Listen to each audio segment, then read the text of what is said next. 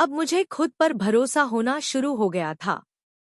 लेकिन मुझे एक और बड़ी बात समझ आई। सिर्फ मेहनत काफी नहीं होती, सोच और ऊर्जा भी वैसी होनी चाहिए। एक शाम मैं पार्क में चल रही थी और मेरे मन में बार बार एक ही बात घूम रही थी। जैसी तेरी सोच है वैसी ही तेरी दुनिया बनती है। पहले मैं सिर्फ दुनिया को बदलने की कोशिश करती थी। अब मैंने अपनी भीतर की ऊर्जा बदलनी शुरू कर दी। अब हर सुबह मैं केवल अफर्मेशंस नहीं दोहराती थी, बल्कि उन्हें महसूस करती थी। जब मैं कहती, मुझे मेरी ड्रीम लाइफ मिल रही है, तो मैं खुद को एक सुंदर स्टूडियो में काम करते हुए इमेजिन करती। हाथ में कॉफी, पास में डायरी और सामने ऐसे लोग जिनकी जिंदगी मैं बदल रही हूँ। जब मैं कहती, मैं सुरक्षित हूँ और प्यार से घिरी हुई हूँ, तो आंखें बंद करके उस पार्टनर को महसूस करती जो एक दिन मेरी लाइफ में आएगा। पहले लगता था ये सब सिर्फ कल्पना है, लेकिन धीरे धीरे मेरी सोच, मेरा वाइब्रेशन, मेरी ऊर्जा सब बदलने लगे। और फिर कुछ खास हुआ। सिर्फ एक हफ्ते में ऑफिस में मुझे एक ऐसा प्रोजेक्ट मिला जो वेलनेस और मेंटल हेल्थ से जुड़ा था। यही तो वो काम था जिसमें मैं दिल से यकीन रखती थी। एक पुराना दोस्त जो पहले मुझसे मुश्किल से बात करता था, उसने अचानक कॉल किया और कहा, तू कुछ अलग सी लग रही है आजकल, तेरे अंदर कुछ नई चमक है। तब मुझे सच्चाई समझ में आई। जब हम अपने अंदर की सोच और ऊर्जा बदलते हैं, तो बाहरी दुनिया भी जवाब देना शुरू कर देती है। अब मुझे हर चीज के पीछे तर्क या लॉजिक नहीं चाहिए था। अब मुझे खुद पर और उस ब्रह्मांड पर भरोसा करना था जो हमेशा सुनता है। अब मुझे ये साफ हो गया था, तुम जो सोचते हो, महसूस करते हो और बोलते हो, वही तुम्हारी असली दुनिया खींच लाता है। अब प्रिया वो लड़की नहीं रही जो बस मेहनत करती थी। अब मैं अपनी ऊर्जा के साथ, इरादे के साथ और भरोसे के साथ कदम उठा रही थी। अब मैं क्लैरिटी में थी। अब मुझे पता था कि मुझे क्या चाहिए। अब मेरी ऊर्जा भी बदल चुकी थी। लेकिन फिर भी कुछ अधूरा था। एक सुबह मेडिटेशन करते हुए मैंने खुद से पूछा, प्रिया, अब तक तू सिर्फ सोच रही है, लेकिन क्या तू वाकई कुछ कर रही है? सच कहूं तो जवाब था, नहीं। मैंने डायरी भर दी थी, विजन बोर्ड तक बना लिया था, पॉजिटिव रहना भी सीख लिया था, लेकिन असली दुनिया में कोई कदम नहीं उठाया था। उस दिन मैंने तय किया, अब सोचने से ज्यादा करने का टाइम है। मैंने सबसे पहले वो डर पहचाना जो मुझे रोक रहा था। अगर मैं फेल हो गई तो? लोग हंसे तो? क्या मैं वाकई तैयार हूं? और फिर एक नई लाइन खुद से कही, अगर तू अब भी नहीं करेगी, तो फिर कब? मैंने छोटा सा एक्शन लिया। इंस्टाग्राम पर एक छोटा सा वीडियो डाला, जहां मैंने वेलनेस और सेल्फ बिलीफ पर अपनी बात रखी। दिल धड़क रहा था, हाथ कांप रहे थे, लेकिन मैंने किया। और आपको पता है क्या हुआ? उसी दिन 3 मैसेज आए। प्रिया, वो जो तुमने कहा, उसने मेरी सोच बदल दी। तुम्हारी बातों में सच्चाई है और हिम्मत भी। मैं हैरान रह गई।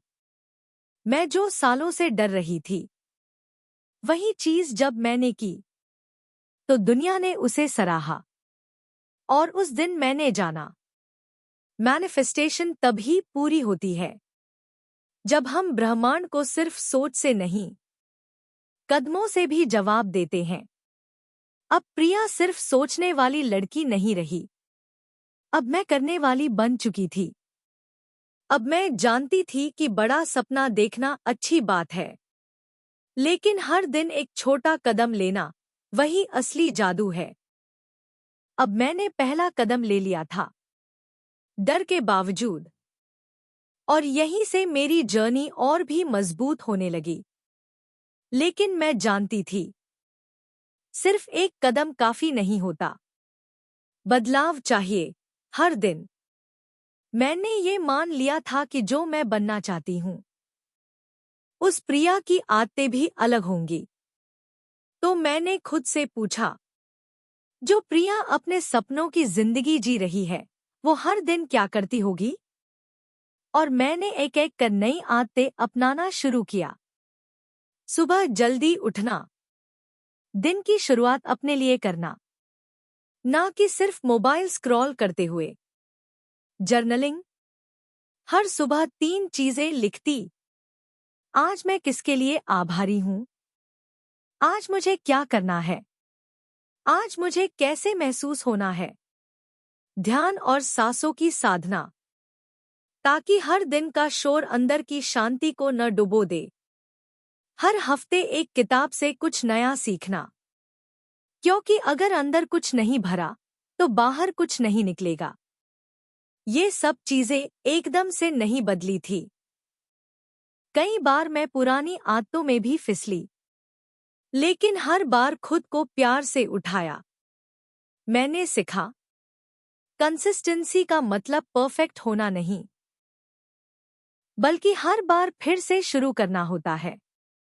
और जब मैंने ये छोटे छोटे रिचुअल्स अपनाए, तो मेरी सोच और भी साफ होने लगी।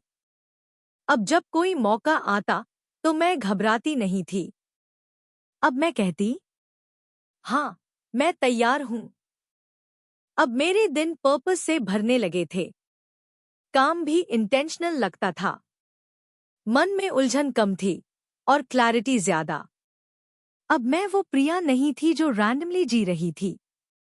अब मैं हर दिन खुद को कॉन्शियसली बना रही थी। अब मैं अपने अंदर की दुनिया को बदल चुकी थी। पर एक चीज अब भी बाकी थी, अपनी बात कहना, अपने मन की बात बिना डरे जाहिर करना। पहले जब मीटिंग में सवाल पूछने का मन करता, तो मैं सोचती, क्या ये सवाल बेवकूफी भरा तो नहीं? जब कोई मेरी मेहनत का क्रेडिट ले लेता, तो मैं सोचती, चलो जाने दो, लड़ने से क्या फायदा? जब कुछ बुरा लगता, तो मैं मुस्कुरा कर रह जाती। पर अब नहीं। अब मैंने समझ लिया था, अगर तुम अपनी आवाज नहीं उठाओगे, तो दुनिया तुम्हें अपनी कहानी में एक साइड कैरेक्टर बना देगी। एक दिन ऑफिस में एक सीनियर ने मेरे आइडिया को अपना बताकर प्रेजेंट कर दिया।